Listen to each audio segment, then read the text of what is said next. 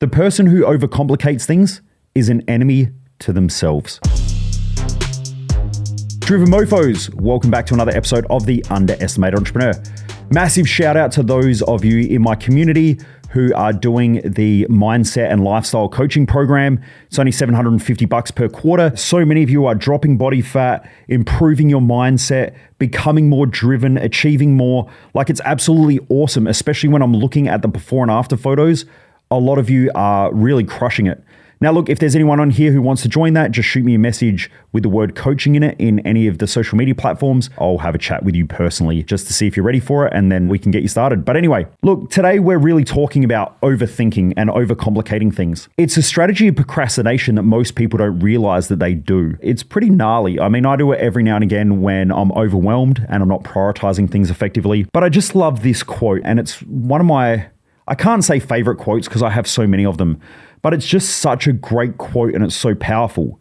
The person who overcomplicates things is an enemy to themselves. Okay? Or you could say the person who overthinks things is an enemy to themselves. Now, you probably heard the saying, Albert Einstein said this, and it's not his exact quote, but it's something pretty close to it, is that intelligent people make complex things simple, unintelligent people make simple things complex. What I find is that most people overcomplicate everything, and they overcomplicate things as a form of procrastination because they want to do everything right. But the way that you figure out whether something's going to work or not work is that you have to be adaptable. You've got to keep learning and adapting. You know, especially if you're a business owner, there is no one plan. Like, yeah, there are levers that you can pull, and smart business people know how to pull those levers. And the more you learn about business, the better able you are to pull different levers. So let's say the government come out, they're going to increase tax. All of a sudden, people slow down their spending. People start to freak out in the marketplace. What levers can you pull? Do you have to increase marketing spend? Do you have to increase leads? So there are some of those levers that you can pull, but they're not that complicated. You just need to know what they are. This is also why I created Business Odyssey, because the more you know, the easier it is for you to pull those levers in business. Now, if you're looking to lose weight, or let's say body fat, if you're looking to lose body fat, the current consensus and the majority of the research shows that it's calories in versus calories out. Now, can you measure it exactly? Not really for most people, but we can make an estimate of it. Now, if you've got a good trainer, and this is what I do with my coach that I work with when people join my mid-ticket program, the one that I spoke about at the start of this, the 751, what will happen is someone comes into that program, they say, I want to lose body fat or I want to gain muscle. What we do is we look at their calories, we set their calories at either a caloric increase for muscle gain if they have a low amount of body fat. If they have a high amount of body fat, we'll tend to decrease the calories. Now, what will happen is if they track their meals over a week, we can start to see some patterns of behavior. If we track it over a couple of weeks, we can see more patterns of behavior. Now, let's say someone doesn't drop their body fat. Normally what will happen is we'll pull back calories a little bit more, or even stunt it by dropping it really, really quickly and then pushing it back up just a little bit. And what you'll see is that body fat drops off pretty quick. Now, there's all the people out there who say, well, you know, it has to do with the microbiome in your gut. It has to do with the macronutrient intake that you have, or the micronutrient intake. It has to do with supplementation and a whole bunch of other things. What about workouts? Yes, those are small factors. They are factors and they do help. But the main thing, the biggest factor is going to be calories in, calories out. So if you can't master that, the rest of the shit doesn't matter. Now, I have people who come into that program straight away and they can't lose weight. I set their calories, I give them the program that is set out for them, that is specifically tailored for them and their goals based on the information that they give us. And then all of a sudden, someone comes back and they go, should I be taking more magnesium or less magnesium? And I just go, what the fuck does it say in your program? Now, I don't say it that harshly, but I'm saying it to raise a point. What the fuck does that have to do with your program? And they go, well, it doesn't. And I say, well, if the program doesn't say to do it, then why are you asking? And they go, oh, I just wanted to check. Oh, it says that I should work out 3 times a week. Should I just do like an extra workout? Does it say to do an extra workout? Oh, no.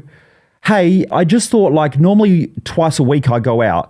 Should I track my calories for that? What does it say in the workout? So what they do is they naturally overcomplicate things for a few reasons. Number one, they love to ask questions because they love to learn, but normally their need to learn things actually hinders their growth because they learn too much instead of just focusing on one thing. Now, I used to do this as well. I would have multiple mentors. Multiple mentors would give me slightly different explanations of something, and then I wouldn't know who to work with, or I wouldn't know who was right, who was wrong. And then I would have to sit there and explain each person's point of view. But then what would happen is I would describe it in a different context than what the other person had said. Then that makes it more complicated for the other coach or the other mentor to understand. And then it just created a massive clusterfuck. It's a really bad idea. Now, if you're working with good coaches and good mentors, they will normally try to stay in their lane. Someone comes into a program of mine, let's say it's one of my advanced programs, and let's say they have their own personal trainer. I normally won't give them my mid-ticket program. Why? Because if I'm giving them a workout and they've already got a workout, what's the point? It's just going to be confusing for them. Now, sometimes someone will sign up and they'll say, I've got a personal trainer. And I say, are you getting the results? And they say, yeah, I'm doing great. And I say, well, why do you want to do the program? And they say, I just want to do the mindset stuff. And I go, now I understand. I will be the mindset person for you, and you have someone else who is your exercise person who's helping you to lose weight or gain muscle or whatever your physical goals are. But you need to know your lanes and you need to know who you're working with. If you've got 4 different mentors in business and they're all crossing each other's lanes, then you have too much information. It becomes confusing. And sometimes, not that there's contradictions, because good business people normally know that it's pretty simple, right? Business is pretty simple if you know the levers to pull. So they all will be giving you the same advice or similar, but they may give it in a different way, which then creates confusion. And that confusion stops you making effective decisions, stops you being able to execute effectively, stops you executing fast.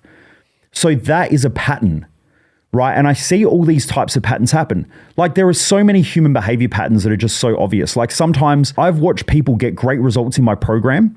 They will do it for a short period of time, and then because of their need to go and learn, they will jump out of a program that's getting them great results and then go and jump into another program in order to try to learn more shit. But then in doing so, they don't get the results that they wanted because now they are trying to do too much. You're better off sticking to the basics. Like, you can't outperform the basics. And like I said, if you want to lose weight, the current consensus in 99% of the nutrition and health community is less calories than you consume, right? That's for weight loss. Now, if you're already shredded and you're at the perfect ideal weight, are there other things that you need to be aware of? Yes, protein intake, micronutrient intake. So there might be some supplementation and things like that. But again, you can take all the supplements in the world, and if you're eating too many calories than what you're burning, you're going to put on body fat, or you're not going to lose anything at all, depending on where the range is. So these are the things that we got to be aware of. Some people go into the gym and they're like, I get skinny dudes who come in and they've never been to the gym before. And after a month they go, oh, should I change my program? And I go, no. You could stick to that same program for a whole fucking year and it would not matter. You will get good results. Why? Because your body is adapting. When you've been doing bodybuilding for 20 years, then you probably need consistent changes every workout. Now, there will be tweaks, like you can change the volume, which means the amount of, like, for instance, the amount of reps that you're doing per whole workout. It could be the weight that you're doing. So there are variables that you can change in the workout, but you can essentially do bench press for a whole year, right? Maybe it could be once a week, it could be twice a week, depending on the programming. It could be every day, depending on the programming. So if you have a look at some of the top power lifters, they will do the same lifts almost every day. They just lighten the load. So for instance, if someone is doing their squat, they might do a heavy squat on one day, which then puts a lot of strain on their legs and their midsection and essentially their whole body. Now, they might have to decrease the load for the rest of the week, but they might drop the weight down by 30, 40, 50%. And then now they're just doing slow reps. They're focusing on form. And then after that, they go back to the heavy stuff. There is so many different ways of changing the variables in a workout. But if you have a look at powerlifters, they essentially do the same lifts for years. Bench press, squat, deadlift.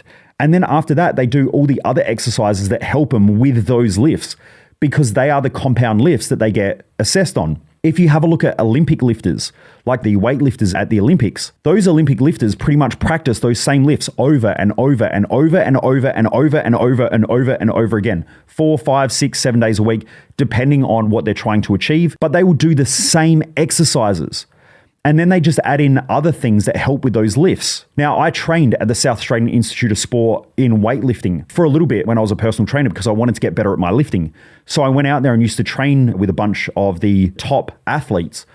I also was training with a guy called Jordan Stephenson, who was one of the country, as far as I remember, one of the country's top strongmen. We would practice the same lifting over and over and over again. And sometimes you'd just go there and you'd have light weights on and you would practice form or technique.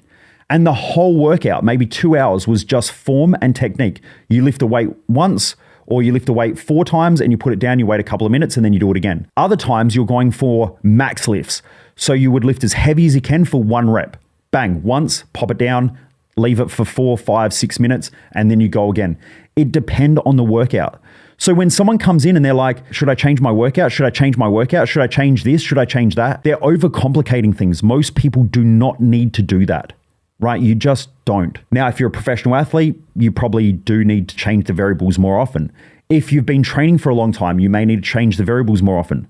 But most people overcomplicate the most simple shit and then wonder why they don't get results. If you wake up every day and you work on your mindset and you're consistently working on your mindset and you're in that right environment, then it's probably going to help you because you're consistently reminded of it. When someone reads a book or someone goes to a seminar for 4 days and they've had 30 years of bad programming, a 4-day event isn't going to change them enough.